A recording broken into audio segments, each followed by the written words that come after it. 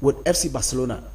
Yameya adoma Sunday and a classico neba so. Na mom jesi omo be no musician bi ni logo edem hwan ya yedem nchiremu bebre ewo dwumedi enso eso onim say count down to Qatar 2022 so far so good 37 days more na che say eno so ba so den but Cristiano Ronaldo nso share the same 37 days aka no o share record bi enso ewo ho yedem nchiremu bema ewo dwumedi enso eso era afin so Robert Lewandowski wakasa about Ballon d'Or no na won say still abrante no 2020 de na omanye no still ano hante abrante odin sem kakra de atodwa ebebewurum na ya hwe ho ensem abrante no di firi ho enso de ba na say de be hye dwumede na se no quickly memfa motivational quote enne yedidi dwuma no memfa ma ewo dwumede so na afin so yemfa nto ekoto dwuma na yemwo dwumede no so totin enso ewo enne me say surround yourself with people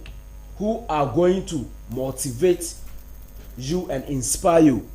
Surround yourself with people who are going to motivate and inspire you. Ewi ase o ho no ma yese otumi enya nkrophobia nia wo ye bia no metumi ahye wo nkran asanso ahye wo kom kana se nia wo ye no eye toso na koso na nkonimidi ebeba enya nkrofo a utu anamo na akwa ese chameleon no before be make one step okonechi be 1000 as we 29 back. And always surround yourself with people who motivate and inspire you. Send a bayania uye biano a bit to me akoye at the ama onso our hunt way a motivational quote so me de e mauna yet to me at the Friday's edition of sports and so asha so at the without wasting my time odem say a yatana city from all walks of sports and some kunyina Paul Napoleon Ajiman watana say and into watana city and check yabakon in China fi or the room or the two on jet no or the afro at the yako Europe na yakwa akwohwe na yewo ho na afi efie enso ensem enti tam chuku enko bebia just some few seconds beba sisia.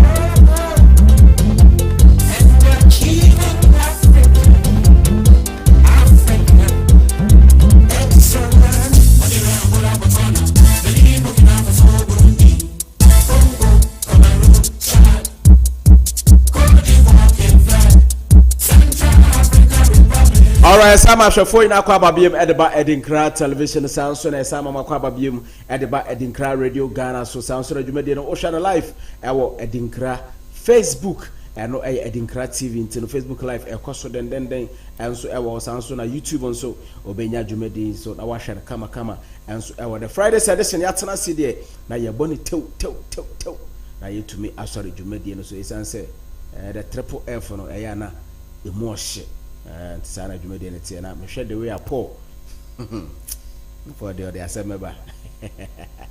And then so they were muscle that and easy. How back course. Paul, ye Bokode,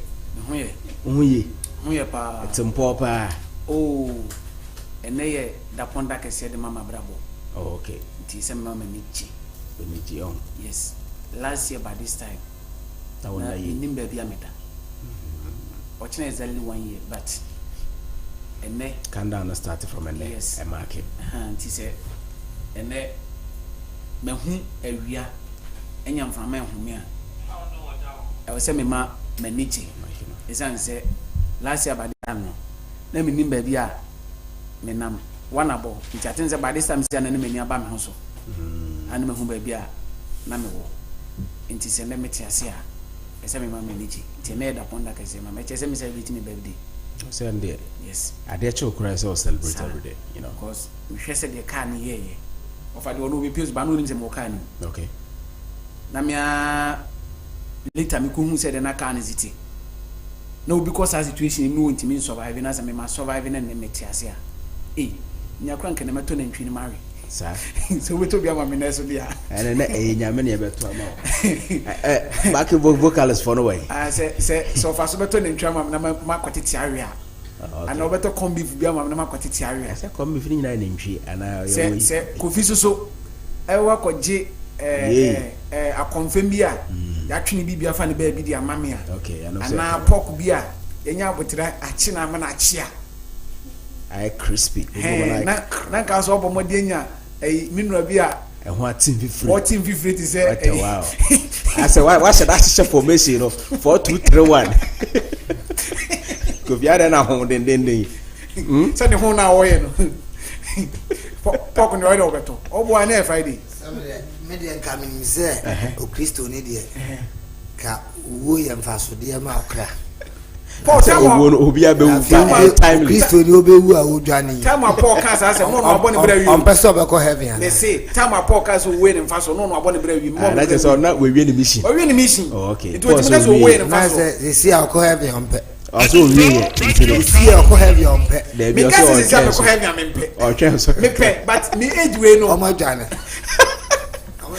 esem age me enjoy kakra say what I say anti no more onye na adwen say what the heaven they will be a parko yeah for real but any area say na no kase enko Kingsbar Kingsbar home per heaven anya hwe Adinkra onyame onimu ntanye hu o ti woni the whole heaven Kingsbar heaven they do be atatongo kra kan I say heaven there's no beer. That is why we are enjoying the beer here. And you're bad. Dear no one. Oh, yes, On Papa, you are not a Fanta. And Tini Abano here. Morton in Sue, Bibi Abanoa. Oh, yeah, you're quite. Yeah, spoon a drone. Patch of a like a moment. Spoon a drone or so, Numbi. A drubea. Spoon a drubia on spoon. That's all on be a pharmaceutical company. The American say, or no Paul say, or no. So, I said, the woody moon. A bonisi, the spoon. So, send me then the woman. But that's all. Can't be because the only compare said the woman we are bonisi spoon. I don't know woman. Make the woman say, well, get training woman. What is your thank you. Now, me not tell me catch you say. See, yes, you buy the fire and comfort of Marco heaven. Am I ready to go to heaven? Anyway. Hey, Magasa me no. Magasa me no. Magasa me no. Uti ya crack castle say usro. Yema mota one on the enkuno. One on the enkuno. Asema de bia me kase man mo misco me. Me see. Say nye brofo na okai. Fi na okai. Se no ne fa so na me say time Paul ka so we ne fa so no. Na ni mission Yankopon de man no wawie. Ana man ka say na wo mission be ni ama. Mission be ni ama. O se de. Me nwie mission be na. Preko na mo na onwinwie na ope bia san. Say sports ni jare. Fire. na se preku na mission Lina account na ya na jibe de eso. O ya say. Se ni account. Ya ko. Mission dey say ya accomplish nti wi a na se so ba ba fe akwa obi antimi challenge Nyankopon. Straight up. Se djuma Nyankopon ma no omu wi. Nti nyame je omo na mo. Yanko. Na aka so mo wi kan nyame me for mo ko. I can't tell me man present from this time now. I mean I'm graveyard pastor. I was for a brass say the tibet in the mouth and area where the great television so bra yes in konwa dia kopama so nsem e de bro no sabe de tibet amabwa no no simaka krede ni mu no kamona yemfa dwumade ni nyina emfa emma me sha ase na me sha ase e de free Ghana Football Association for asoye na e de na wo ho no mo a setting for back last week e de batu manim say Ghana Premier League aye bo no as good akwaji injunction e de ato aye league aye bo no so enam so am ya suspended league no na court che say enei 14th of October and Otenasi, no one say injunction credit so no betimi ye fu ana asem yaka ama league netimi ato aso ana na otimofo ne wota dwemu no presiding judge a we Barbara Tete enei won etena dwemu we say as good ni Ghana Football Association asem no yentumi nkan ne ya sa adwan case ne de ko 20th of this month and omko akotena se ne aka asem di say so Ghana league no eda so suspension a enei weekend we say nye has folk na bobo a unya match bia je so do ni kire European matches no eno adwuma kwakwa ntimi no ka say de oba pania wotena dwem na ODI's Gold ni Ghana Football Association asem no Barbara Tete aha nei wo che say nyame adoma 20th of this month and obetimi atia fanu no mienu asem na afa ye de hweba bia nso to a de body ho no kwakoto enti na omko court no court adjan case no e de ko 20th eno nsem kakra ye de ma na awie e wo kasamfonu ni eso no okopie mu e wo Kimpon Travel Tour for asoya ye nyina nim se nyame adoma Qatar 2022 World Cup eba so no official omo na eye Ministry of Youth and Sports e de build de ma omo say supporters a omo be so mu fi o my Ghana ekopie mu Qatar no ko he match ni bi no Kimpon Travel Tour inform nko setefo beka na wotwe mienu ntemu ni ye de betu manum ga chem say Kimpon Travel Tour ene na management ni kopie mu na na dodan kwakufu ado aso e omo wa kopie mu former president John Dramani Mahama aso e sanso na omampani John Jekumu Kufuor so omo akona aso e enura dai omo kopie mu Ghana Police Service for aso e headquarters na omo kokoye dai omo chire mu a indei omo na omanya right na omo de supporters e ko nti omo ko hu Ghana Police Service say enhye be na nyebi omo ayedi egu akwam efa supporters a omo di fi ha e de akwakopie mu Okata no ana no so Kimpon enhye ya won so aye a won so de left supporters e fi Ghana e de akwakopie mu Okata no ono so de kokoto Ghana Police Service ani ma Ghana Police Service so omo hye omo aye no omo tu adigu omo anim na nwai Kimpon okọ no wono ankasa kene Japan no ono ne di ni management nani ma omkopie mu Ghana Police Service asoye na omko no omkosi police commissioner ne din de George Asare Mensa ene oru ne din de Edward Tabri omo no omkosi omo so nwere omo no omkotwetwe nkomo ampani fo ni kirem se enhye bia nam so egu akwan mu bia no se de kata FIFA enhye omo de egu akwan mu de ma supporters no omo so boa so metimi implement enhye no na supporters omo fi Ghana akọ no bibia timi akọ kama e de amo ye be screen nya sa wo sore ye sa wo Kata na wo ye be screen wo ahse yade bi ni ho wo ne obi a wutwa wo ne obi a wo nom nsam bebre wo hyi bebre wo ye bibi basabasa aha wo ni track record bad bia e ba se wutu kwan a ansa na e be ma akwa ma akwa mu Kata e be ma akwa ma akwa mu Kata ntia police for na asho Kimpon say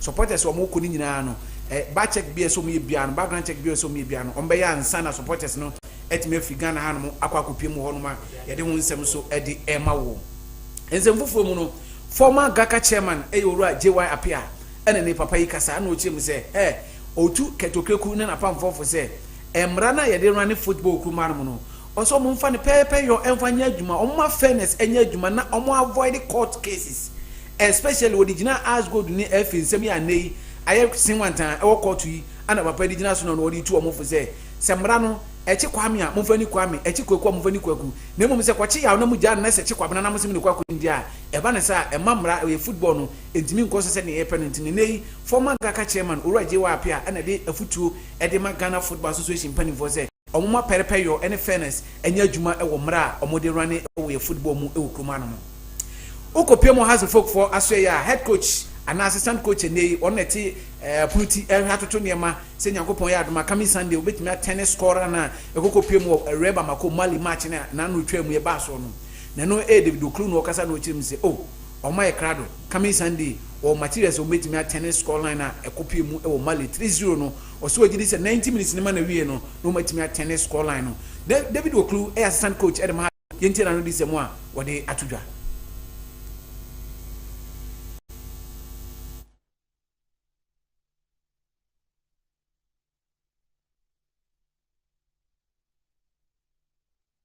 been scoring and getting assists today.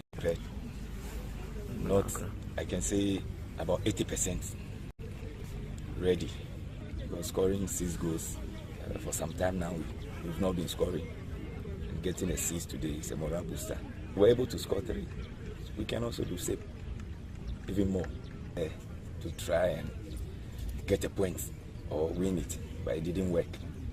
But playing at home, I think we have to go more direct and try and win it.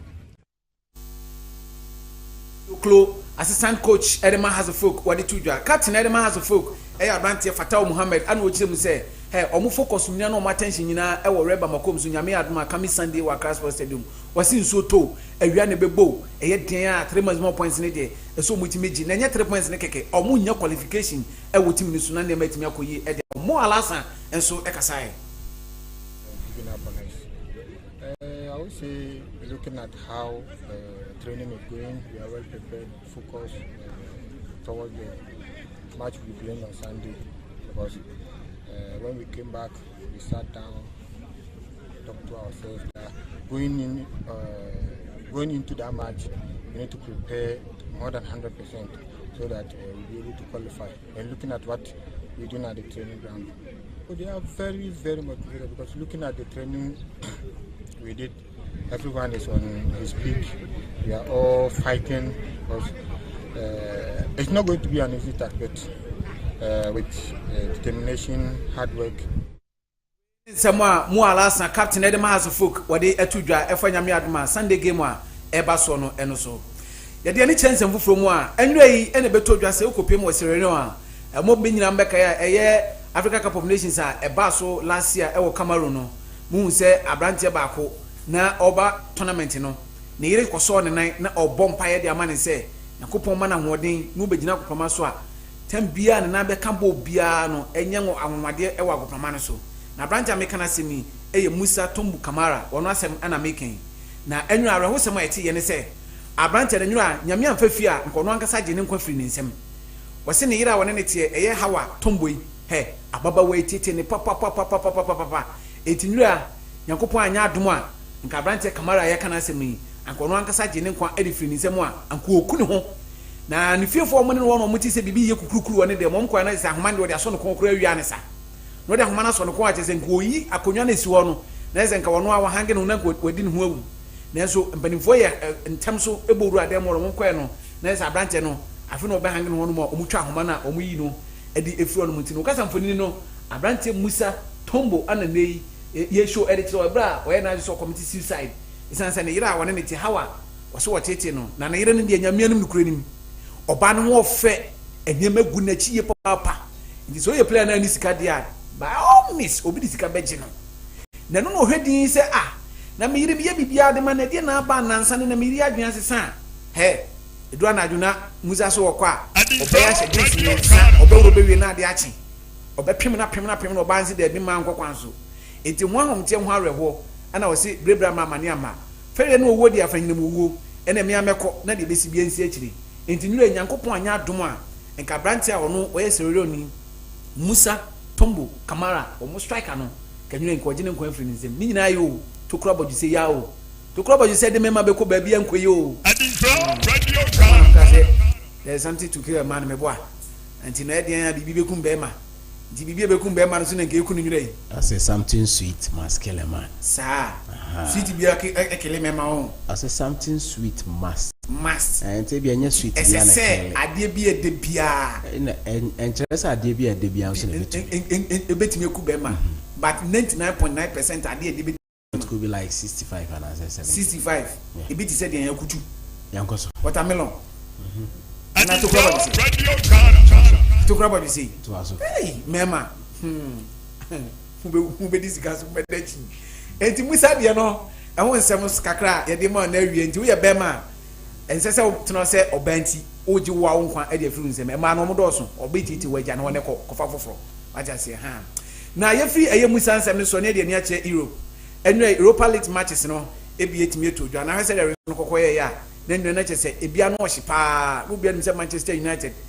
O niam be ko ya mo so nyira ɔmtwe mo a baako pɛ no mutumi edi eto atenam na hwɛ sɛ de na results kɔyɛ ya ɛyɛ Bodo Glimt ɔmotena fie ma Arsenal kɔhyɛ ɔmo ɛka baako ɔmo ntumi antie PSV Eindhoven ɛhyɛ FC Zurich 5-0 AEK Roran katena fie Fenerbahce kɔhyɛ no 2-1 Sanso na Dynamo Kiev tena fie Rennes kɔhyɛ no 1-0 Real Betis AS Roma no 1-0 ɛne pie mu Union Berlin ɛhyɛ Mamo FF ɛka baako ɔmo ntumi antie Manchester United ɛtena Old Trafford ɛhyɛ Omonia Nicosia ɛka baako ɔmo nso ntumi antie Sanso na Real Sociedad ɛne FC Sheriff no Real Sociedad hyɛ ɔmo kame nso ɔmo nso ntumi antie Feyenoord ɛne FC Midtjylland no 2-0 ɛne koko pie mu Lazio ɛne ɛyɛ Storm Graz ɔmo nso no 2-2 ɛne nso koko pie mu 90s tena fie Freiburg ɛkɔhyɛ ne Kanan a wɔn nso ntumi antie Kwabarak tena hɔ ɛne Olympiacos ɛkɔ ntipenko 0-0 ɛne pie mu Trabzonspor ɛhyɛ AS Monaco ɛka maako nan a wɔn ntumi antie na ɛnwura yi after say Manchester United edi nkunim no Mikel Arteta wɔn Ten Hag ɔyɛ coach ɛde Manchester United game ni ba na wie no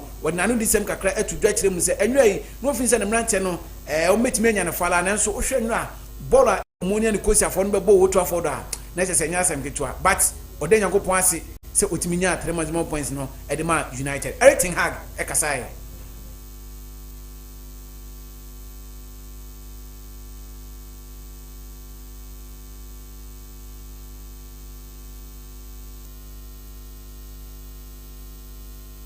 He saves so many, to be clear, goals were not in, so he kept them in the game. So I would say the performance till the box was good, but then the finishing, of course, was not that good. Let's hope that we save the goals for coming week. Samuel? What was the thinking behind the substitutions? Because 3 of the players they combined the goal. Was it more penetration required? First of all, I want to put Marcus closer with Ronnie to give him more support, and also to get a different variation on the right wing. They have to adapt to more a midfield player like Bruno is than a typical winger, and in that cooperation they are adapted for 60 minutes on Anthony and Diogo. Then with Bruno and with Diogo you get a different variation what they have to adapt to. And that is, you try to bring an impact. You bring an impulse in the game. That was the idea, and obviously also with when in Samoa manager Edema Manchester United Erik ten Hag after the game no what the two draw Mikel Arteta a head coach Edema Arsenal the Gunners and no after so equal away no konya 1-win victory almost qualify for next stage of competition no after the game no so the nsem kakra e two draw.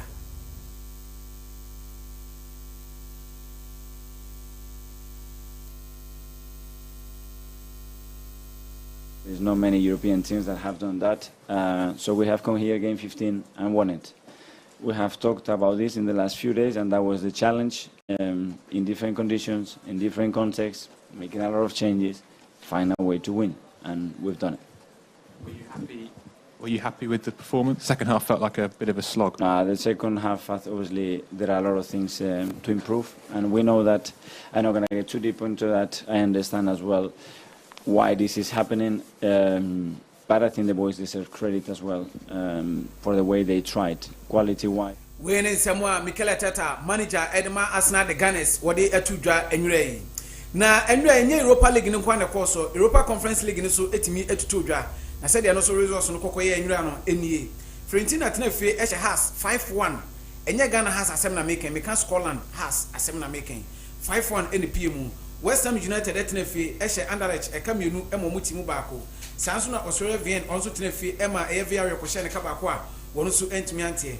Hapo Besheva eso Tenefe any Lake Poznan enso kwentipenkon 1-0 ene nukoko PMU. Partizan Belgrade Eshe AFC Cologne 2-0. Nice Tenefe Emma Slovako ekoshe ne kamienu a ono so timu baako.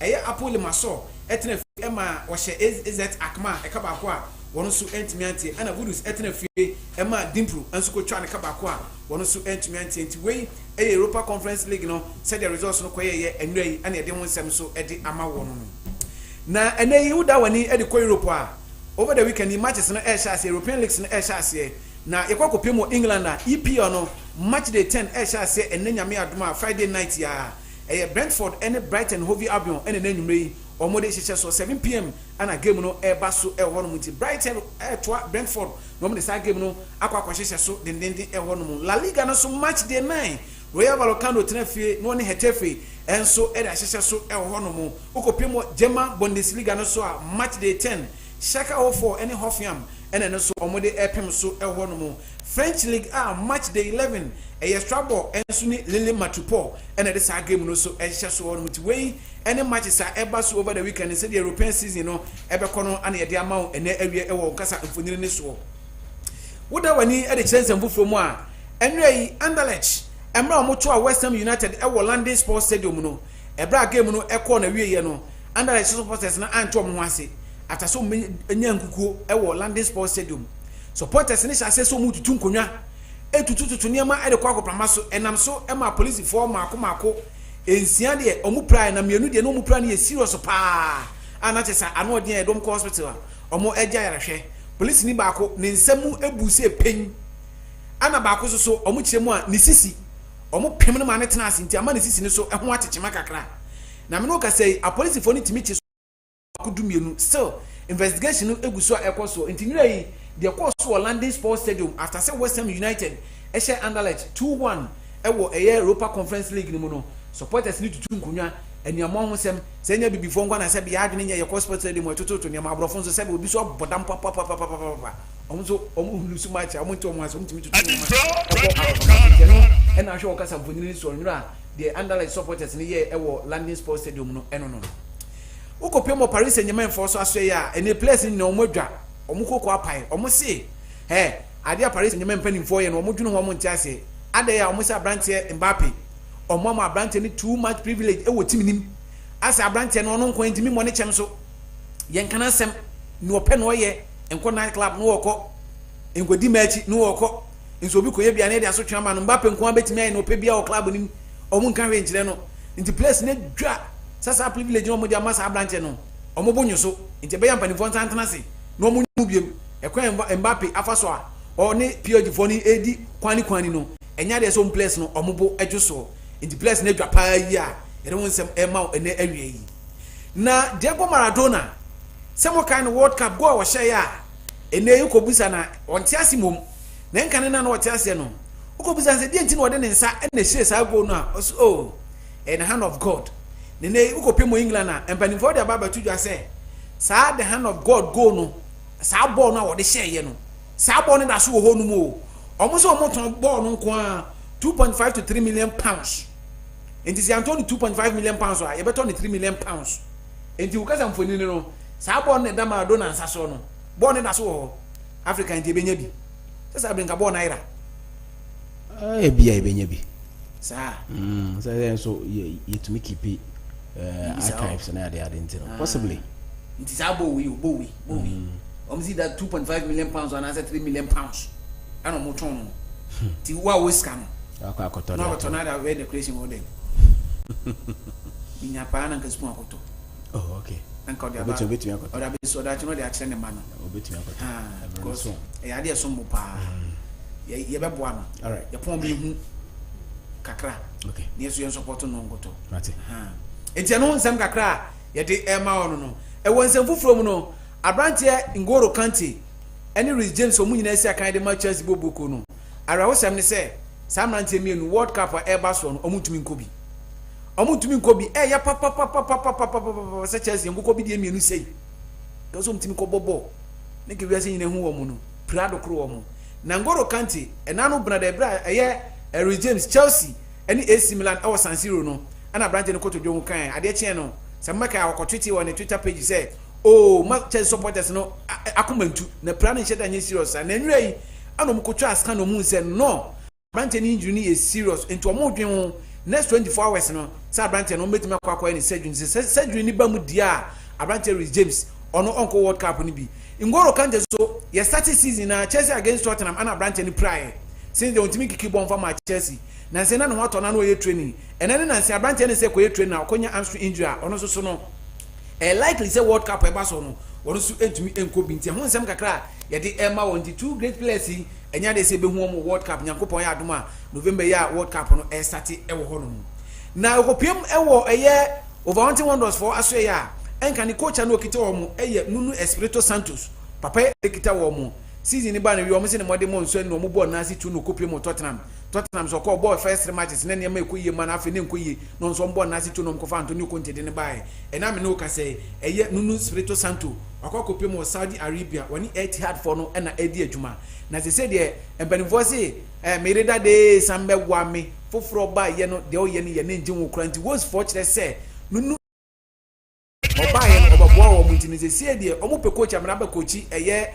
Wolves for no dia papai ana masa do moni a kire na omo kwa kofa ne se o me coach bobuko no ensan fa ema wo mo Cristiano Ronaldo ni agent ene ne wakopem wo eye Spain na Spain he no kopie wan kopie team bia ka chiwo ya kan Spain dey two teams ene ho no mo battle for a trophy bia wo bia Barcelona and Real Madrid so they were border enti no onkobo Real Madrid bim nenei enkra ba ne kire se ne manager anan agent George Madison no enei amene o ka sei okopie mo Barca fo aso ye se Barca fo nya Cristiano Ronaldo o mo penu o mo kwatena restaurant bia kwa kotibu ama ngata sem ni se bibia ne namsuma se kra ahwa da chen kwa mabia no after World Cup Barca beti asem de se Cristiano Ronaldo baba bobo ne dia mom da amra o makwa kwesi mo president ya adidi akoso no no makoso die na se bibia da na kwam a che se Barca team ya operate yi Cristiano Ronaldo kwa akoshim team be na operate mo ko bo Europa emia se Cristiano Ronaldo free Europa no se ko Europa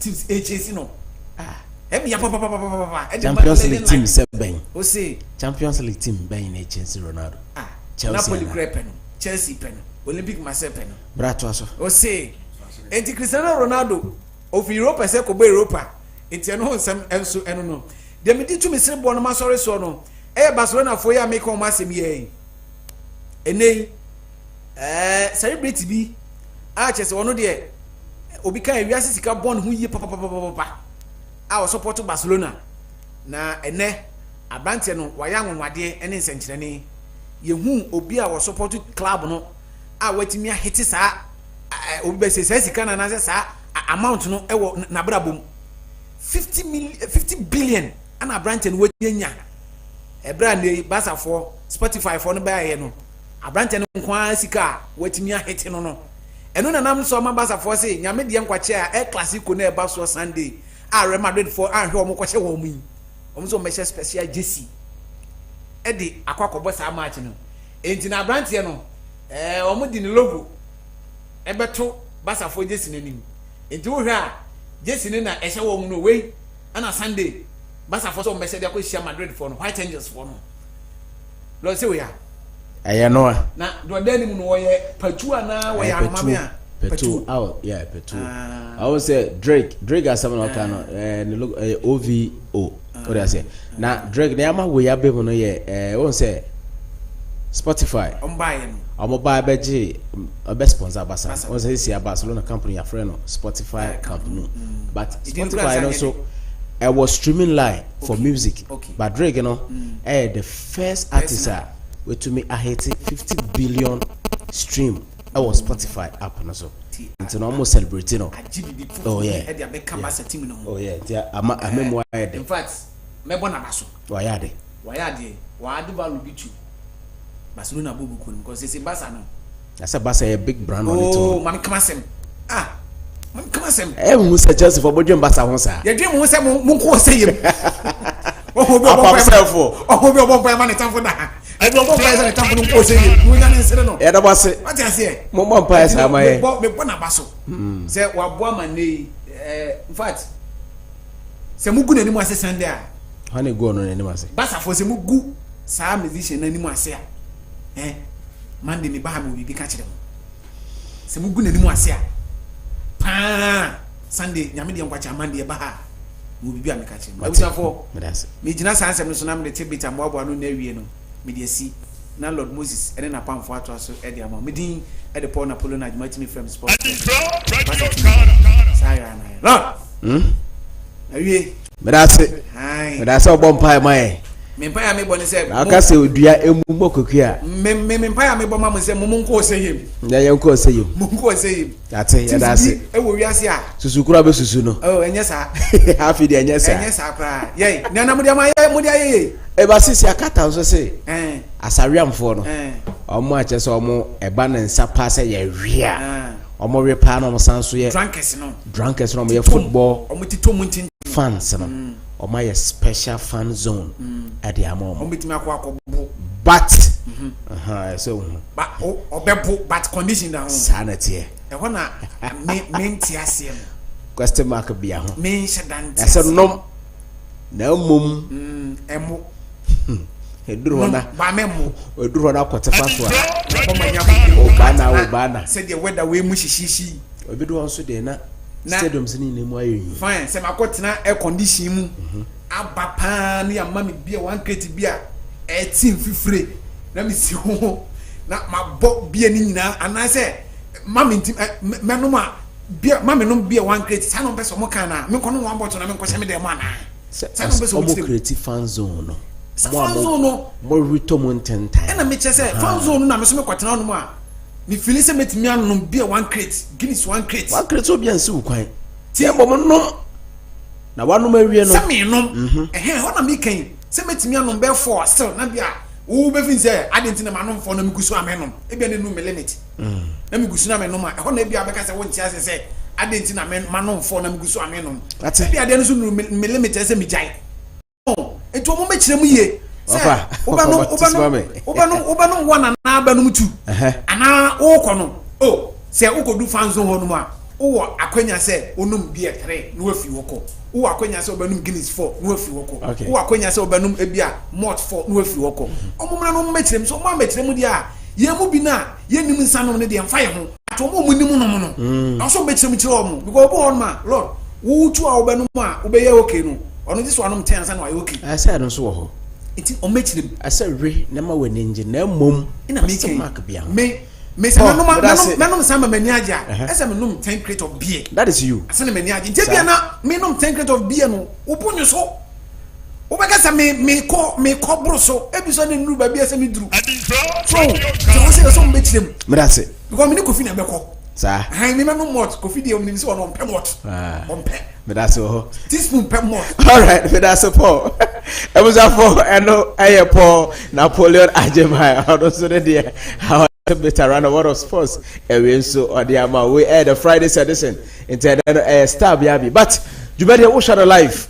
ewo Adinkra television so now no ye ni satellite beam sisi an ye digital into mo a satellite order to a unhwe no mesra wa bo modern na rescan no TV no or ya say digital platform sisi a hono Adinkra ya bantin scan na also join jumadi no na che say yan hwembom na yan hurumbom or ya say jumadi no emu ayede de sanso onye jumadi live ewo Adinkra Radio Ghana so eno www.modernghana.com okwa radio session no Adinkra Radio Ghana no abashe ho eja na ekoso nyina no benya na live enso that is when you are using a smartphone or ya sente bo modern na join yenso ewo ho Facebook live twegu enso ewo ho no sana jumadi no so etena enda kwa Friday da wonim se na no yane ahwefo na edi djuma no ene nti ene ya discussions na ekoso nyina na bebie phone lines no o question be o suggestion be a onso betumi ede aba but ene se me de video we etudwa na wonso ode wadwenkere eba eno eye WhatsApp na se test onu se Puskas Awards 2009 eno mo sha se firi ho ba bepem 2021 egusu acha se awards no bebre agigigibi Puskas no eye goals a omo hye ewo season no across all board intin go bia obi a sha efe pa no na chese bonse sa go no so eka this category ho a enyoma ekoye nti ewie yeyi kakra bi make us say nyina no me won say MC aromo de atoso nti won so wo fi a wo hwe no goals no ne aye ofe wo mu pa no eja won so wa test nipa ne din say bia Zlatan boy oboyi hye yi eye 1 Scorpion Kicker Abrante Olivier Giroud time wo Arsenal ono so share no ebia eno so eye ofa eye heavy ene nti no betumi ede eno so ede aba by way of WhatsApp ana se text na che say eno so no etumi aba wo de ba fa wodin ene location ka ho na yentumi enkenkan wa ha emfa amount Puskas goals no eno ene de so a wo hwe bi no from 2009 up to 2021 a ye hwe enim se 2022 20 ede no ebetumi enya aka ho nti no names no ena de da ase nti no once who view betumi dia for Facebook live comment obeja comment section e be kan dia ma WhatsApp and as a test number is 0242848005 and intro nso betumi e de odie e de afa ho e de afa and Friday edition ya ne ahwefo no ebom e de dwumedie no enso e wo fia. All right, quickly menko apamfo so na afi yenhwe ne nsem ahodo a ewo ho na ena de ensem no de eboboba pa na bebre na ababetom as good ho nsem de ja court eguso kantinya me ya adoma berepem no e be da abo ewurum na ya hwe. That is when all matters have been settled, but still our court say de bia na wontumi nka more details nti no o de be jama emranimfo no, but your league no na yenim now no the case has been adjourned to 20th just say next week before be san tena asem no so enya easy so say your league no da ben e be body yenim nti no training ni ade no de be koso enso e wo various camps no, but e be hwe Europa League no quickly games are hold to dwa na afenso ya hwe fixtures are Friday night football across some of the 5 major leagues e wo Europe no games ni be beto to dwa na afi ya hwe Barcelona and Drake hon sensem na afi 1 or 2 issues be to me address from this time till 2 o'clock na afi from 2 no to me ede efi enkomo no to ede ahihye so enso e wo ene efi enkomo no na e be bisa ene say Ghana as a football country, do we have plans for your football? No? Do we have plans for your football as a country? Ghana as a football country, the boy who samarane and Ghana a football country. Ghana a football country. Do we even have plan for Ghana as a country? A pet football. No? Inti abrano so wants be to me. Wadwin try the aba. Abre baby phone lines no. That wants wait to me. Achira wadwin. Me kwa pamfo quickly. Na yet to me. Asha nkomo no. Ase mama ha hawie yeah Mr. Mombe Mike na mkaka na boy sin munyedu that's all Adinkra radio Ghana Papa boko there oh Yeshua HaMashiach Nyankopon and the Sabbath with Yeshua HaMashiach Sabbath and start Friday 6 o'clock. Oh okay and number 6 to the next day to Saturday 6 p.m. Yeah, okay that's Sabbath, but it starts on Friday, so starts on Friday. Every Jewish they don't even work on Friday. Oh, okay. Tino mono oko mowa ne Saturday. Echina me fani say ne Saturday echina Sunday echina Saturday no e omo ho Sunday.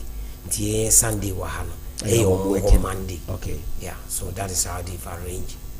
Yeah, until Friday you may say next 6 obi do kai bia be 1.5 million Ghana cedi no or the be be 6 obeja na very any Jewish will never send any money to any Jewish. O say bia na me nye Jewish obi do kai o dey say na Friday numere because we Sabbath na start 6 yeah ni nipa no so enim na bia discard be numere 6 I will tell him, I will let him return the money and bring it the following day. That Saturday no so was Sabbath. Oh, Sabbath. You tell him if he doesn't know, then you tell him. Oh, okay. Or her say, you being a Jewish, you know, the Sabbath starts on Saturday, a Friday 6 o'clock to Saturday 6 o'clock.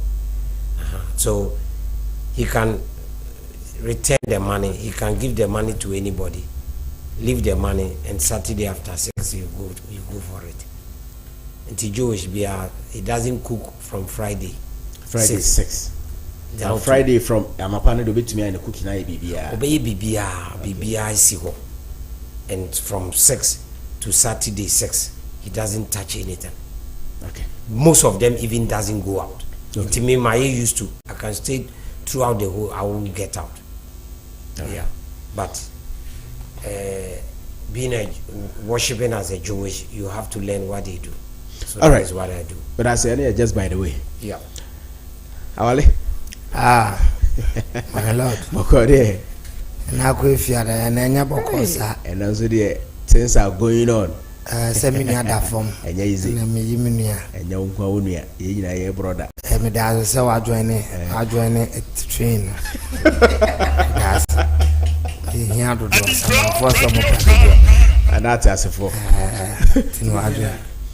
Oh. So crowd and say okay. Udi unkaidum. Sikaidum no the to also. Ceremonial kaidum credit nipa. Ceremonial memorial day. And can they every Friday? And Cabana got a demo dream. Sanka Bianca. Of course, the go be Pierso. And even no, no, could describe it. Me, dear Mitchell say. BC Anyamine Kun, dear, that's all. But I say, Yabra, come out to share so quickly. What have I through horrible? Quickly, where the Yabra Quentin, 2 pepper, say, Bemina, the Luca, 150 crab, and then the Akar only could feel much time. It's a monitor. We didn't have grab man, but I say, Papa, quickly on Arsenal, let me, Arsenal. Share or work rate or mentality from the EPL. It tells you that the entire team has changed. Be biased because idea share or bibia and right from the league, you know. And Nona, I hope say we'll talk about the league itself, you know, when with a little, although the case is in court, but at least that does not mean say we shouldn't say anything. But Ushe, look at EPL, no, the start of the league, you know, and look at where it has gotten Arsenal to the Europa and even including the league itself. Because a building of confidence, a building team, no, physically, spiritually, because they are not playing an individual something. They are not playing as a team, a complete solid team. All right. Because na league is out here, Gabriel no more bano ni bibia. People even ask them, can they straight away fit into the team, or there will be lapses or whatever. But in all, no, we share baller omodia boy league, you know, now up to even Man City Crano. I thought it's not about chasing Arsenal, but it's about building the confidence of Arsenal. Because Omama Arsenal who said, look, there is someone, any least mistake we do, no, they are going to take over. Omu take you over to catch them, to get them, no, will be a problem. So what is the sensible thing we have to do?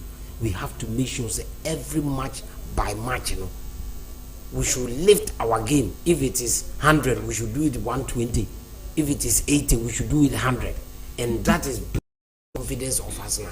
And then Arsenal will be over baby Arsenal no, is because of Sadio. No, Arsenal there and it tells you the league no, a building more confidence and a holding on the ball league no, ama double or holding at the ball Europa no. And the strength we are seeing in the league no, we are seeing twice in the Europa. So it tells you say Arsenal Ateta building team no ni bibia. So it tells you the humbleness of the players, the strength, the mentality omode ball na almost increasing no Europa. So Arsenal yembo mabaso as up now because first you know for about 2 seasons ago, last season people called landgas and landowners and but now no it seems they are gradually turning to landowners but not landgas. So omaya there Ateta there with ne inner spirit out there I share boys no. Let me quickly talk about Manchester. And I had a chance to watch the match and Ronaldo said chances more, but me say we had the last man. And we here discussing about the last man. And Ushe Sena Manchester just say it wasn't an easy task for them. Ronaldo bibia to make sure say although any kind of football is about chances. Although they had so many chances, but the one clear chance be sub follow, you know, they were able to utilize this and they carried the day, had that 3 points to their basket. And so medium if you say for the sake of the time, you know, I'll just end up on Manchester United at home, you know.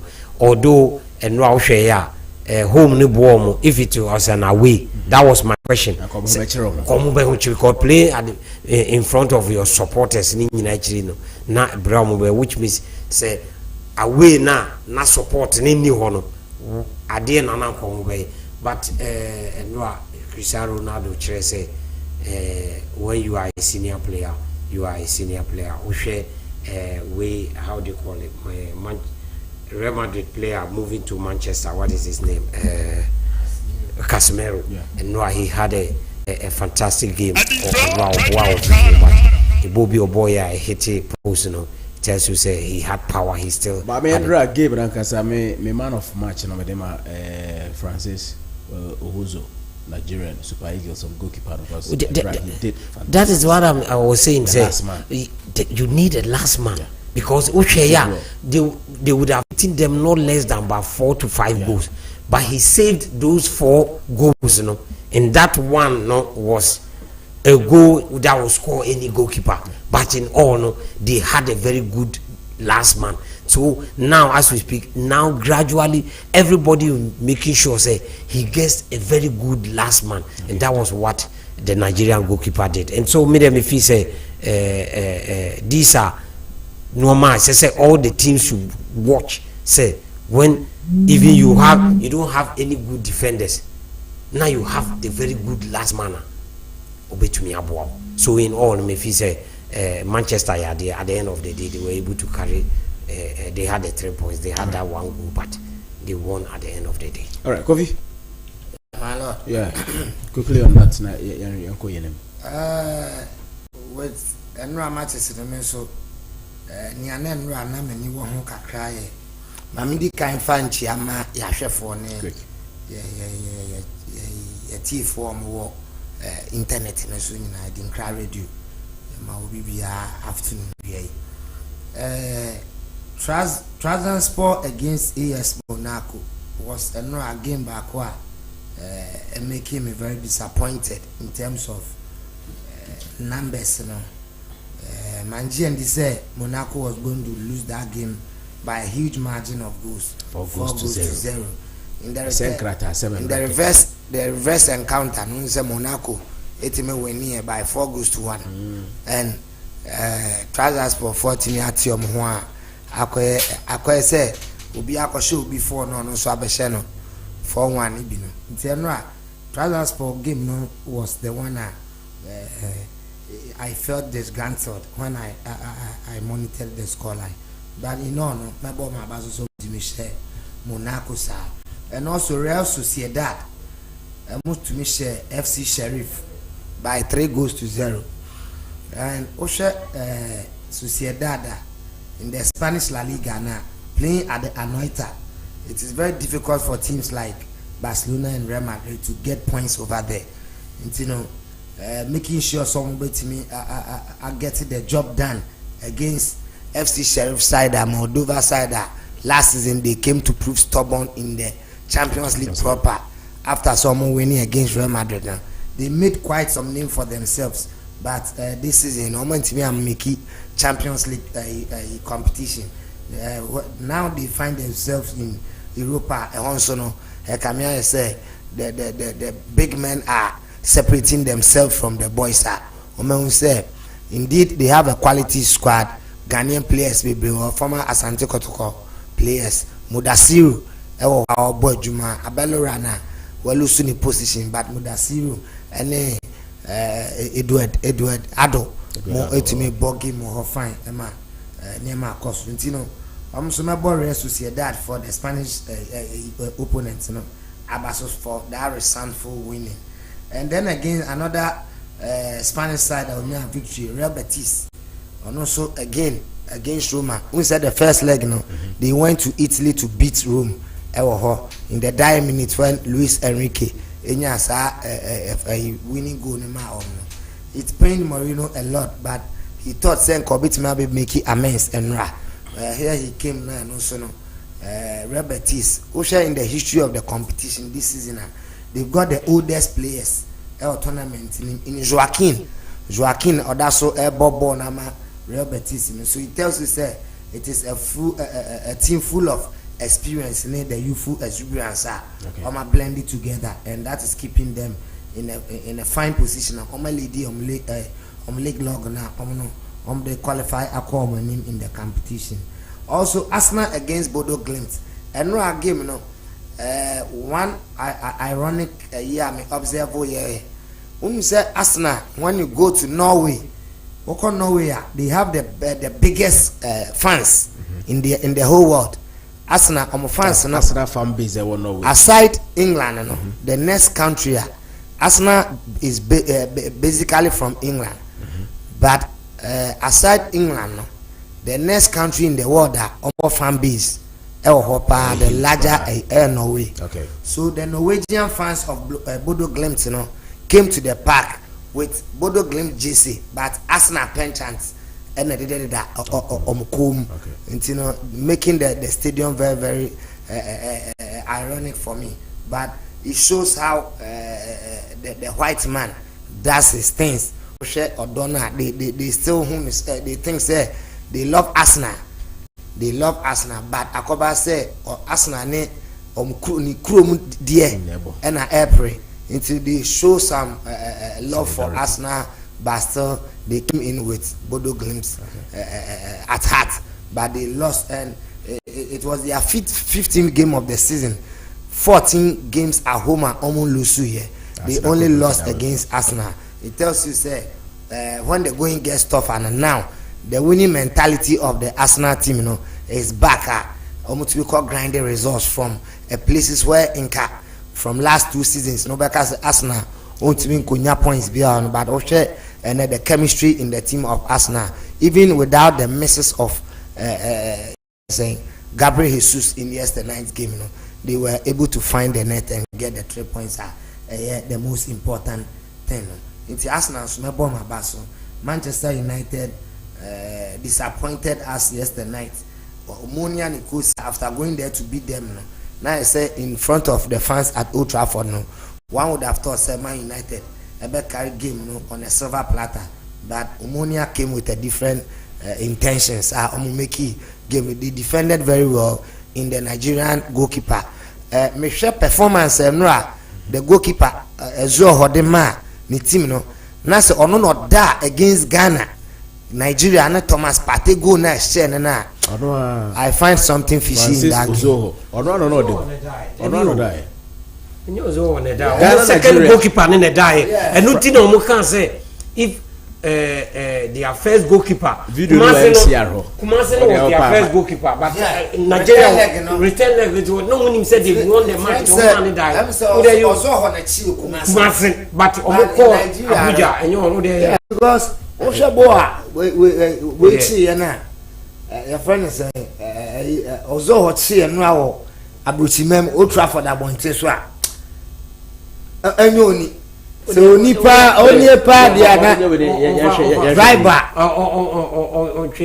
goalkeeper no mine the goalkeeper no goalkeeper no so or 23 years Francis Ozo and no sure Ozo animo or they were 23 years or Abuchi ho in fact, and he spoke say or a Manchester United fan, and he did very well yesterday night.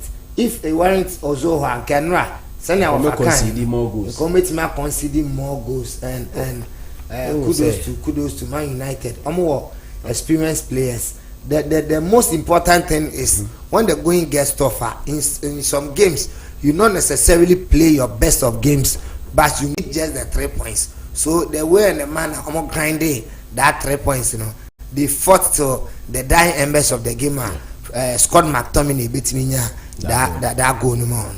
It was a well-fought win for them. Okay. And Meboma Basso going to this weekend match against Newcastle. This propels them to boost their morale. Francis Ozo. Return league.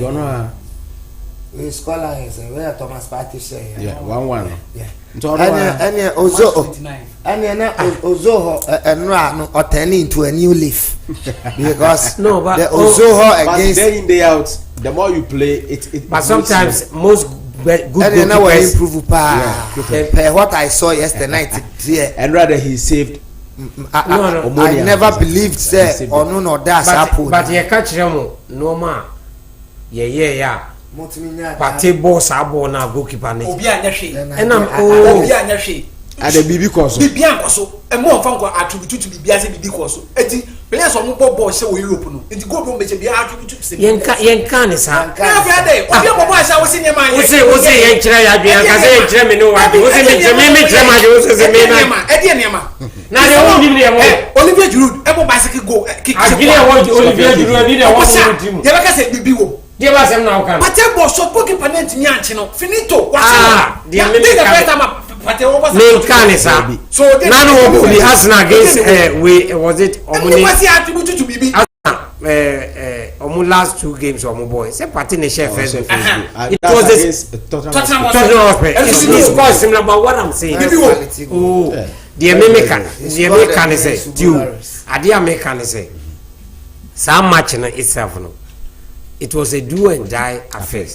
But Nigeria took Ghana so cheap. Say they were not even going to play the match in Lagos. They shifted the match to Abuja. And they did. Just say Amokachi and Rufa, almost Peter Rufa, the whole entire Nigeria players who have stopped for the past 10-15 years all came out and said they were just going to walk over them. But what I'm saying is Ghana economy. Most we know the match was going to end in a 1-1. Ghana was going to score a goal there, and they were going to carry the day by that. You knew. What are you saying? Most Ghanaians didn't know. Most Ghanaians didn't know because they decided not to know. But the American say Ghana phoned him say there was going to be a goal different. And that was that a road goal. It's never true. Because game before the game, when I think it's Ghana nya. Goalless no Kumasi. When I think it's Ghana beat me up score even a goal. Ghana go Nigeria undermine Ghana in the first place. Undermine Ghana say obi na mo bobo kwa mu ni venue amode bobo mo ka TV do ya no 80. Then after so mo benya 0-0 when just mo ke o say dandle the mo Nigeria. I'm not talking about the country. Ghana bobo no. Undermine Ghana. Ghana is team bia. Apart from the undermine them. Apart from the undermine. Say after all no. Esi kama muso ko se ojira hono because akaso ojira be se mo ya hu de hono no mo ko ojira ko se mo hono 2-1 am ne qualify no bibi ko so ana na muso mo ko ojira na mo ni se mo betima ko win na mo ni okay make what we are I'm a mentality place what is it's about the time I see a pen Nigeria for bank o ma be say musuma we mo ni miracle because musuma baka we mo 1-0 e wo ya hu de hono no na mo jiri se mo betima ko the American say na mo ni as a man can say you see in Chile the goalkeeper was interviewed per his utterances. Ibisane say they know him to be one of because unya any useless goalkeeper or that Europa one of the best teams in Europe or first goalkeeper. So they asked him say ball na share no madwene ho was he doesn't want to go because on one kasa ever in the lifetime of that go ball say share no. So I'm basing on his utterances and Ghanaian journalists media Ghanaian journalists media who followed the team to Abuja came back by telling her say Ghana knows party was going to score a goal. So because I am natural the only media no they talk a lot say they know say the base Adieno was the day but because the day was shown that card no I want to mean captaincy no omo ye Adieno sympathy so and so the goalkeeper's utterances say why he doesn't want to talk about that because wa continue chese wa gina ho ahwe ball chese wa dwene ho say onim say wa che but the ball the way a ball no a fan in Sassy Coin. I say goalkeeper Amuru and Abdo see or attribute to be. The same goal no be like they say Tottenham was the goalkeeper. What class goalkeeper? You go worries. And the same goal. It tells you attribute to be ana. Bono. What you never is as What's the case the same go? It was here we now to meet you. The same years. The same years. Oh, me can say, but the me can say. Those the me can say from the goalkeepers or trances and pay Ghana supporters or call any media call you know. Omuni say they were going to score a goal and that goal was going to come from party. And then Cameroon supporters say Musumo kono. Yeah, drone edition. Thank you. Yeah, drone edition. I pass my confession. Wait, confession no. My head drone now my channel always do there about. Now we say there sapane ko. Thank you. The whole Africa we Benin for a country of muye do pie Cameroon. So we will not sit down. Juju ne Sunday man, it plays vital role in football. Now they bon some wuana. Medase ho. Me tana me ho sima ye ba afi ye betoa enkomo twetwe se be bewurum e wo efie enkomo twetwe no. Ena ye hwe Ghana direction ben ena Ghana as a country, football country and as a football nation. Ye boy ho samrane ena Ghana a football country, Ghana a football country. What plans does Ghana have?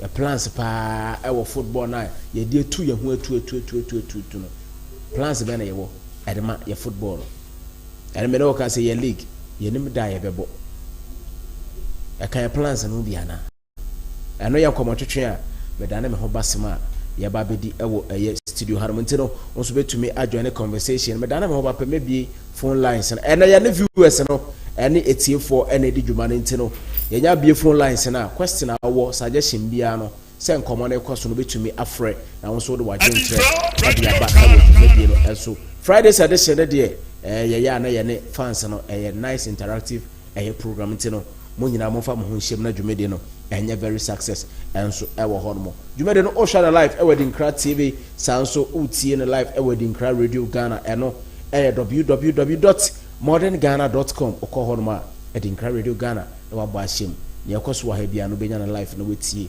enso sanso ena TV mbell na bia wo phone no kranso no na won pese obekọ radio session akọ Facebook live Adinkra TV ne yakoso wa ha bia no benya ne nyina photos and videos ni nyina so benya na clear na wahwe enso ewo hono me dana me wosema eba ya de ankomotwetwe aka ni nyina ebeto adwumede no so ama me ba sisi ya.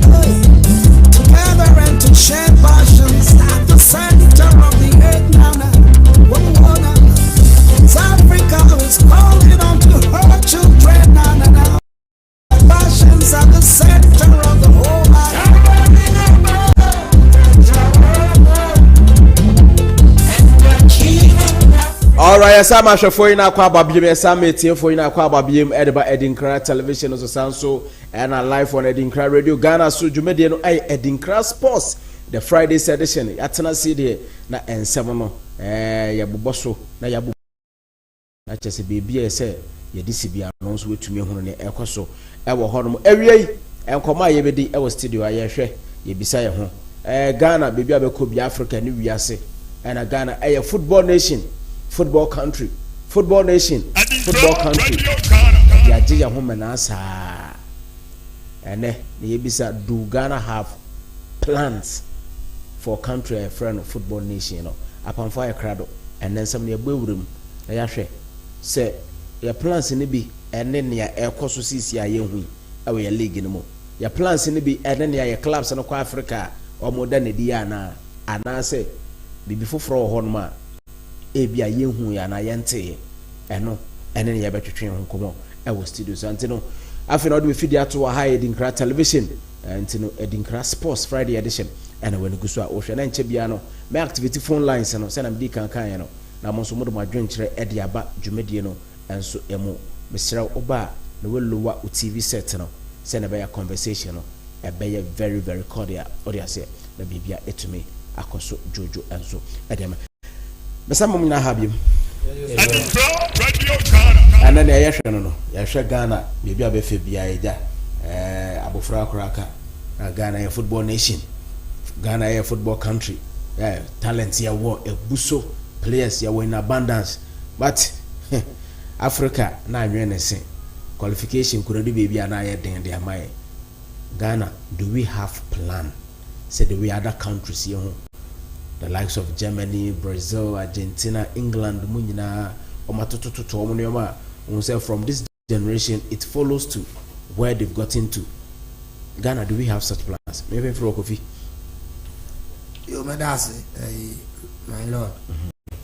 A question with a broad question, and it needs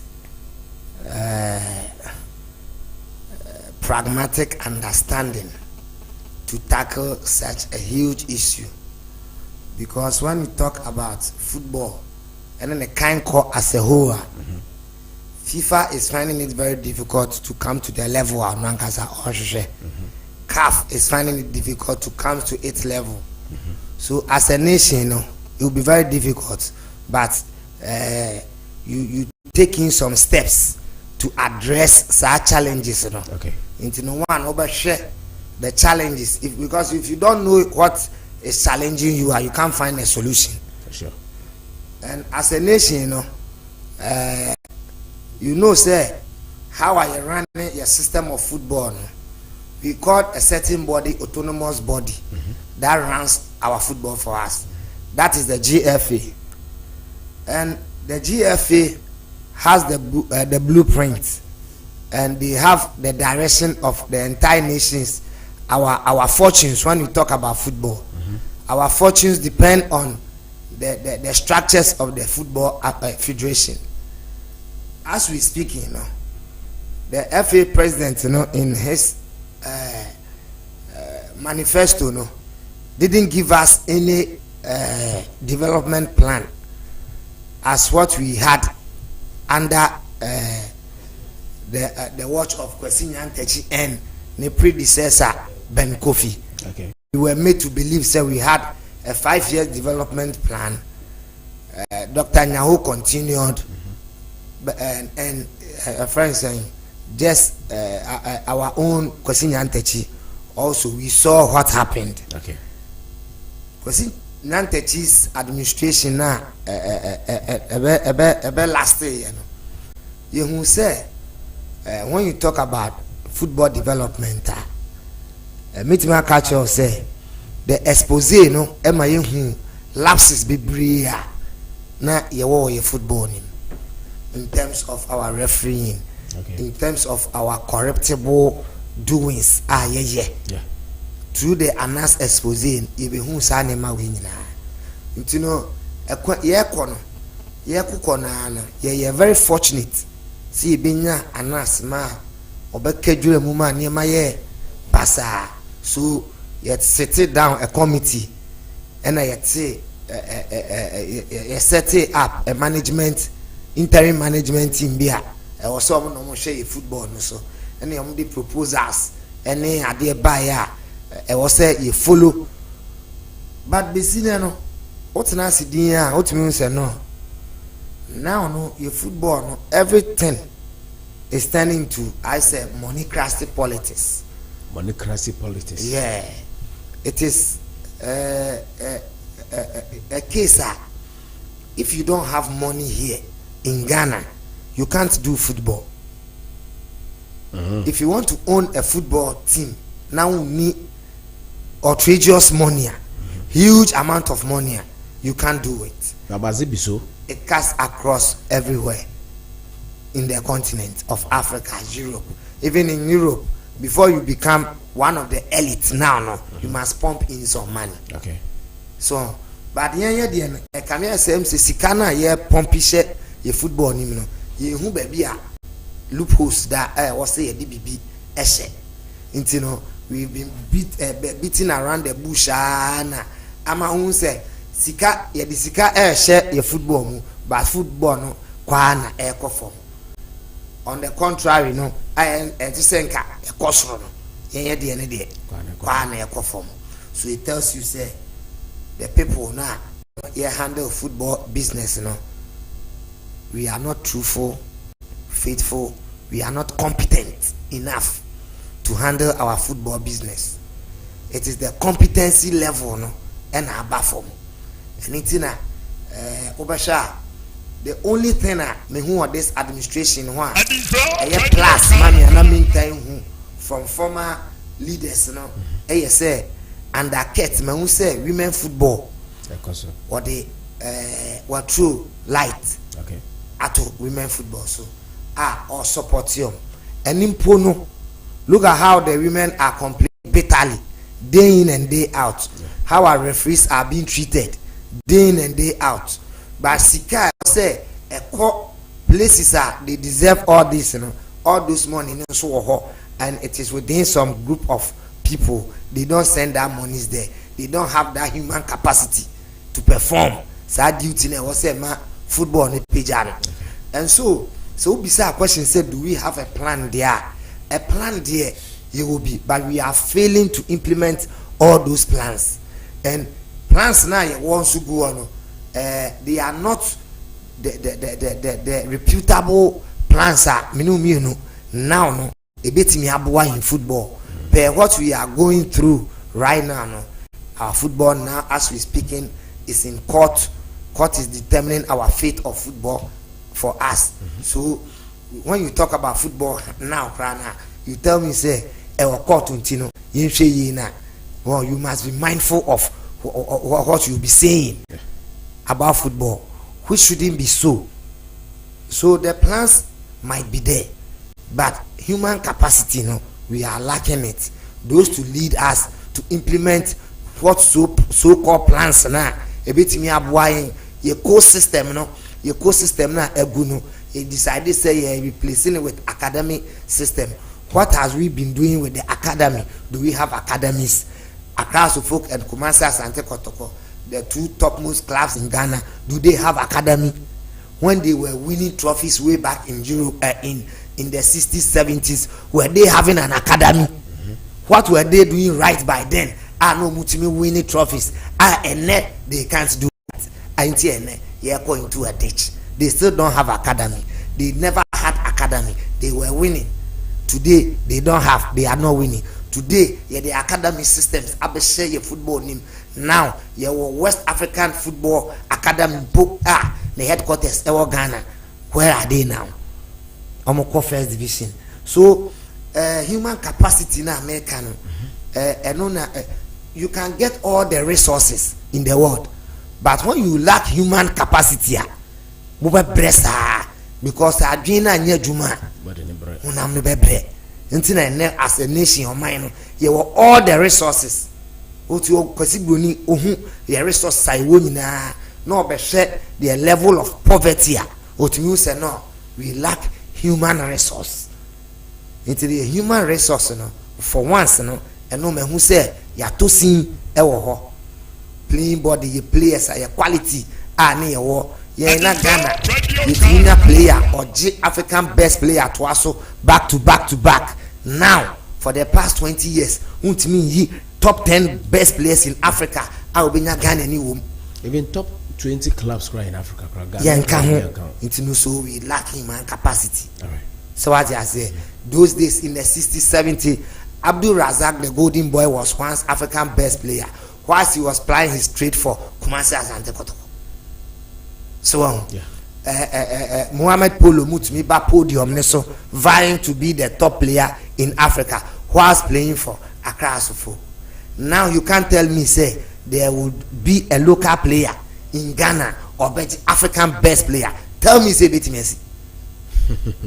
It can never happen. Because now the system structures na kwa say who say quality shine kakra pe e was say yeton overseas e was say de ukọ e was say and ye de ukọ we share structures na ye fam wa ha no e opposite side in Europe. It will do Europe ne bobo ne besesa ne bobo besay if you say foundation na wa ko ho na ne mo ba ko incentives I di training no odu oni e ka say player bi ye say onjira 12 diameter when circumference onim ade ko there because yen train ade or drawing board so ansa na de akọ park so yen ye bo won chendi ye bo cool soccer naturally ye was skill no in a cluster of legs ubenya a certain Shamukwe ubenya a certain Audu Saka, he can maneuver his way through forest of defenders. But now no unya nesa. Now player Jiboa pass Famaunia pass kick Ojibo na wa pass one touch. There's a one touch ball. I say one touch. You know player ko betimi agina ball so and no so team here sad no. Now we lack that thing. We lack an number 10. We lack a skillful commander. Okay. Team no you lose all these resources as a football nation. So human capacity has been our major conundrum. I was saying nipa almost akumano, people who are determined, people who are dedicated, and people who are disciplined. We are lacking all this triple D. That is why our problem keeps on banging in and escalating. Kesiena yehu botobini. Uguahome. And Uguahome no here. The way Ghana, a man for a precom and na yen so. Ya prekoyechi. Ya prekoyechi. Once you fika send na mkita me phone. Na me check Africa countries are. Omo ye close to us are. Ye no mu nyina Europe ewo football mu. Na me hwe Nigeria how a omo develop omo football. So mama na me announce lines 0302964246 0302964247 and no air phone lines I did juma e wo fiar Fridays edition e de ya ne fans no ahwefo ya ne mo na edi juma de nti no the Ecos studio no o wa adwen bi o suggestion bi a won so betumi abawro na wo de e de aba se nkomo twetwe na Ecos no na won so de wadwen kire e de aba nti no lines no and that screen no asia obetumi afamu bia na wafre oba e betumi awoka mo Paul to so me Nigeria for how we develop our national team from league to our national team proper. Our national team from under 15, under 17, under 20, and our national team proper. Our 10 years development plan. 10 years development 10 years plan. Development plan. Let me read this here. Okay. We will share Algeria. Algeria will 8 years. 8 years. Omo di development plan omo di ato omo for how omo be run omo league to omo national teams no. Sisi ada na me read ye Morocco for. Morocco e wo 4 years de mama. 4 years for women football. And omo 7 years e de mama. Between all no 11 good 11 years. good years. Enti imagine say and obi the 11 years at all say me started from scratch e de akọ by 5 years, 6 years, 7 years time on conquer Africa. Yeah, likely. With me conquer Africa. Yeah. And who say young Papa Ben Kofi and the 5 years development plan be too.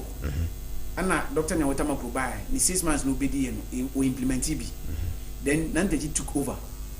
5 years now. Young Papa Ben Kofi the late at the 2 1 Nanteji be fire or not the 2 hours say never and so ending. We say go to a point your national team proper no na ye say wo kata wani a with me boy first 11 esa bo omo bench yeah esa de count and no boss a it's not about you players back quality players because time no your youth system no na ye adwuma from under 15 pause over when you first caller. Hello, good afternoon. Good afternoon, did baby Afrefi?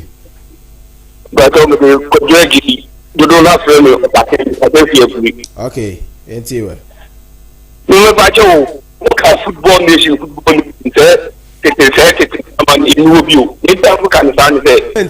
Kasa.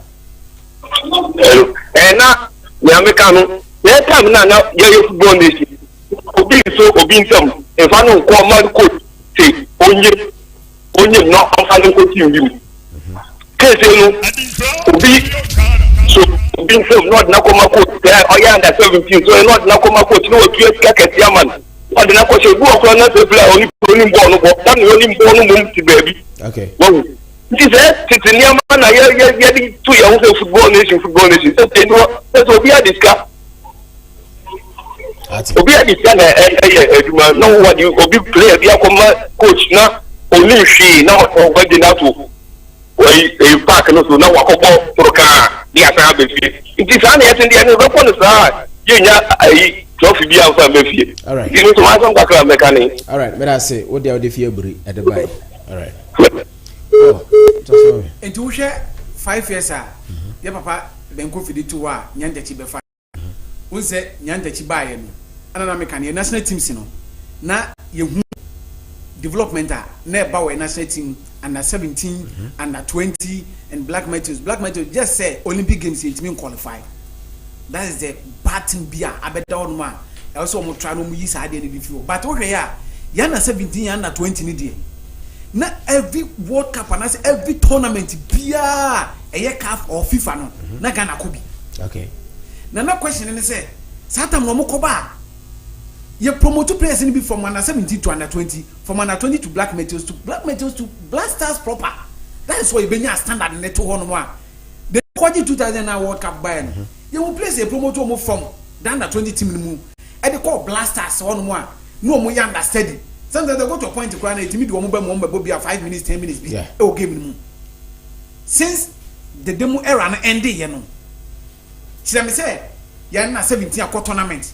And perform or buy no yetimi ahwemo aka say yinya best rating players bia omo good nti promote omo form nko under 20 ebi ni ho ye buy na ania begu no because omo qualify omo anyi trophy bia family na so omo anko bom modern nti instead of say ye be keep woman as ye be select individuals bia omo ye best near promote omo ko under 20 no ye buy na ato masaram under 20 the same thing also ko ba no so ato masaram he Morocco form man winning any man football.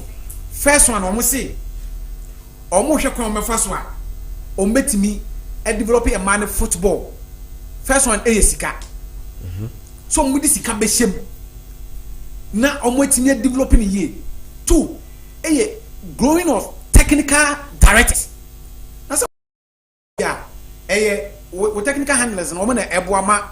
O direction apesa we dey o system and say o football ne kono o mbebo am yakọ yeti kroma no mo ye ko fa technical directors do mo ba ne ya se so makogo say ye hwan refresher course dey am mo adom dey no be mu ye hu implementation bia e wo ye league ye boso ye hu implementation bia e wo ye national teams so and obi the 11 years obi the 10 years obi the 8 years e dey ato no mo e track on be fa so a very stretching ho e dey ahwe ne league a obo no wonu say since South Africa started on league or mobono or lose sponsorship down.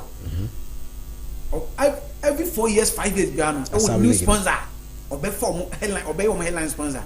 But I'm not more than 10 years near bully without headline sponsor. Maybe what? Can't buy it. You about 2 seasons. In the 3rd season, one on your sponsorship with your man, your various league a year bar. Maybe be a say this is the time I was saying Kaket and Kiabona Basso because. So what me secure sponsorship at the man your premiership ayebo. Division 1 enya sponsorship. Division 2 kura no enya bibi kakra. Ye ba ya under 15 o monya bibi kakra. E ma league as enya headline sponsorship a. Adenti ni emprezu. Ni emu abaso. But because of omaya so brachie asodin honhom. Omo fa boga nya soan. Yenim minim. any ahomaso ntino on baby as football na ekwe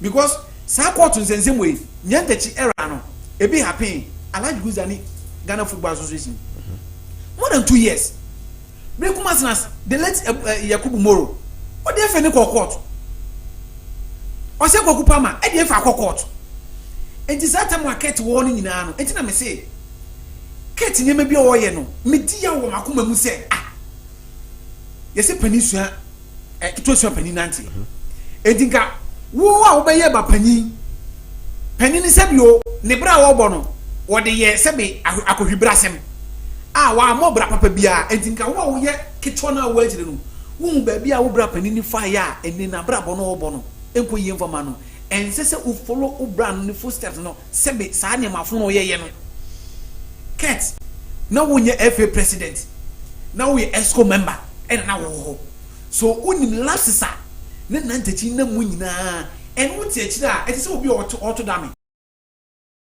ohun ye ko game see wo dame na sini na so auto it now was expected say mixes bia even past FA president for na ye twam no enye kwesi nantachi nko a o past FA president na ye twam no anka ket administration we ye hu especially court cases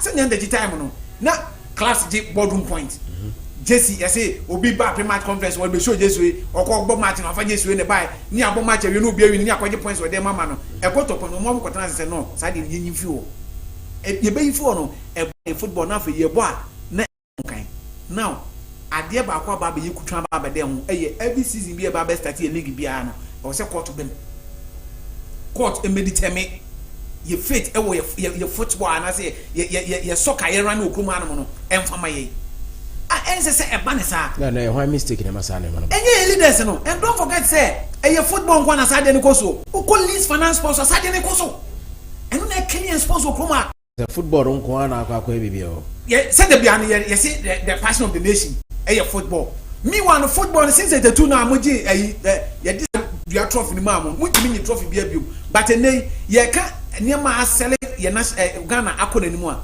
that list finance sports na ye pay attention to them ye first kemura mu no omo na omo eboa sele Ghana na na mo kokomo of games sem kwaje bronze medal buy mu ko Olympic games sem kwaje bronze medal buy say me the last time football apart from 2009 football kwaje World Cup di ma Ghana 2000 how many years ni me ma se nyo nti mu mu ame how many years ni look at the amount of money ya pump dia share national teams Blasters yanda 20 yanda 17 Matthews ayentimi fa hwe mfama Black Galaxies and ohwe obi te say boxing yamfa hwe nsemu o individual sporting na yibi but omo kono mo kwakoko a omo raise the flag of the Ghana omo nko say Lord na kwakoko ntino Lord flag no ye bon national anthem the mount but ye pay attention to them omo so na sele country no omo so na age ni monyam de maye enti the way you're supposed to run Okroma no it's not about only football me say South 43 sporting discipline Okroma no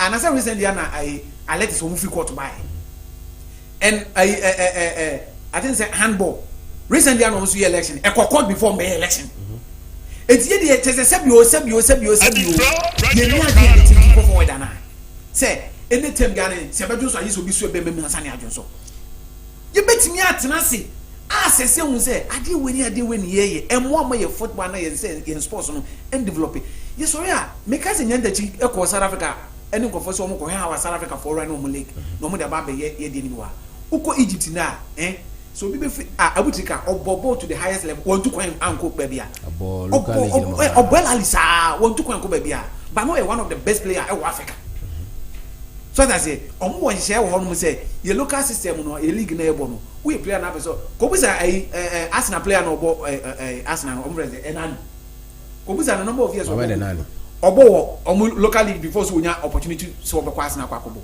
see e go to point na say ye league no umo 2 years and 3 years o ti mi tu kwan ko ba bia e dey na esi dey na aba or because of say FA no sa ye top player na omunya ntinu na omo yi omani say omo hwe mfa sa de ni sa ma bi say we player omo 3 season e we local league ni mu a ye ma kwa ma won kwa outside na ye say FA na hye samra na Egypt hye samra ne de ye adwuma Algeria hye samra ne de ye adwuma South Africa share samra ne de adwuma. How many South African players na hu so mo Europe mo bobo? Me Percy Tower no crisis and so back to free. Oh free bet would have gone on. Because I say Stephen Pena were batting for so many years and then we saw Percy Tower almost standard not drop it. Okay. And I make say all right. Omo this standard net to ho. So that say why high nipa ne ball one season enye one season kura Kwame Poku kokoto kwa Kwame Poku din by last season. Kwame Poku bought just 10 matches. 10 matches. No kwa. And you turn ma kotokoto ma US matches. So that say work of a player nenu nintin supporters etribuwa pack no. Obo just 10 matches. Esha 7 goals. And kotokoto no den koma Emma USM Origins. Yeah. And then kotokoto find Bella by. Obo one season score 22 goals or 20 goals and then Kumasa 21. Season yende ye no kotokoto no. Now as I speak to you, in fege beko. In fege beko. E dey share na FNE ye policy be na FNE ye dey ato. Say ye ko for player de ne ba, na say player na e bo ma league ni Serie within one season yen turn almost 5 matches yen turn, almost 2 matches yen turn, almost 3 matches yen turn, name almost number of years be 2 years, 3 years before say beat marathon. Over in say yes ID we are. Ye national team na ye so ye first say egu no. Ye nya local boys players a o betimi aba for national team because trophies are Africa the boy no opa kwa check from 1963 eba say trophies no moje na foreign based players are here and na e wo blaster squad but that's so man na local boys enti dey ntimi nye e dey na sia ye nya sa sebe ye ntimi nkofa sa adwen no enfa sa tam dey say bajimi bere no ye ntimi keep players and na say o computer world ana say ye di nsem but that's so man na wofa enso e ho no make 002964246 030296447 lines obi to me afro na so do wadwen kire aba dwumadie no eso ye hwe my Ghana you say a football nation but so far Ghana do we even have plan for your football na ya de boy ho samra ne say your football nation no ana eno enkomo twetwe ekoso ewofia quickly on Facebook live we Kwame faster was more fire big sporting vibes keep it up Kwame dia ono so e de aba enso ero no ofa Baba. Okay. Yeah, I'm saying question there a big problem. But in penny for no more problem. And him said there's a problem. In penny for now. Or more problem. Or more problem. Or him said there's a problem. Yeah. Wow. So sometimes it's just like a bravo. You sit down in your room, you ask yourself. Sometimes Papa to me from no bisa say Kwame would you dachi unyina ade na obey. He knows unye dachi undru da. But why should he ask you about dachi? Your father wanted to psych you up. He was a bank manager. I told him I wanted me I told him I wanted to be a bank manager. And he told me then you have to be faithful. You have to be a straightforward person. You have to work very hard towards that. Enti we go fie nyina sika ne de amam se me fancy na me go school elementary school ne I see me de ne papa bank manager wontie ne one na first school sika because I was gradually training to become a bank manager. So if you wanted to be a bank manager no ma e ka ho e ma be a bank manager no e no wonye. Because how do you become a bank manager? Because you wanted to be a bank manager, one go school, once you be physical semo. So how do you? Because there's a go school now could do pempeswa. You can't see a bank manager. Everybody will call you to become a bank manager. Papa, our leaders are a bunch of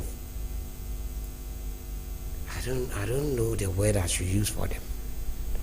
But yeah, every president. I'm not insulting the integrity of the president who is now no. But how do you go and select Ubia Nifie, Nihirene ne Baba Kupempu to me show almost? How does he even go and take care of the whole world? Player be or what Ghana hanging on when you say you're president? How does that person take over? A big question. I don't want to compare Abrofono. No. Because I dream wo mutim no e bi ni etim e wo wire mu ha because eni adwen papa we don't even have that self-confidence, you know. And we've put in square pegs in round holes. Most of our leaders doesn't know anything. I'm not insulting their integrity, but when in terms of football, it's just like becoming an MP. Politicians, most MP don't even know what they are about. Yes, man is on parliament and until na MPs ni be to me call for 4 years on kasa or parliament that because we need nyansa bi yes ade na okota obekasa we need be. He cannot even speak good English, but or fans or to a spoon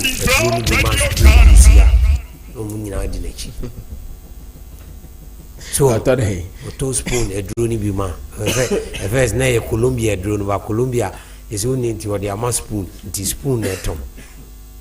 So papa I say look, we are a bunch of jokers and look, people see their MP, oh yeah MP ni, but he goes to parliament for 4 years on kasada it's not about now a hono yenye Ghana for nyina na wo you are just 275 it is a 275 to mean kasa ukrom phone nyina cruise no na okoshi o ma onde obetumi akasa. You cannot talk, and that person is a bunch of visionless. He doesn't even know what he's about in that parliament. Onimni ope, similar to football. That does not mean you have money now. Onimnyansa. Oh, we have a whole lot of people who are rich in money, but we need it now. Didn't come onimnyansa. Oh, nyansa, how to cheat people, how to apart from thieves, you know, how to make money. But nyansa onyesika nyansa ye di protect sika no ni bi ntina sika. We have people who are rich, but when you get closer to him no the normal nyina basa basa. Okay, intino our football no why necessary football? Is it about anybody who has money can buy a team, or any ashlock can just go and talk to him, oh brabe come ho ni any team and no na kwa babe na oyebi. We have rules and regulations governing our football. Yempenye for ya omo ye football no. Rules and regulations. Oh, it's just like one of the most useless laws in our football review committee. That is the most useless stupid law. Hey, woye. Inti yempenye for no e di sadie no ono shemra no. Oh baby we try to crook it bi. So anytime he can run through that hole, okay. But you an outsider cannot go through that hole.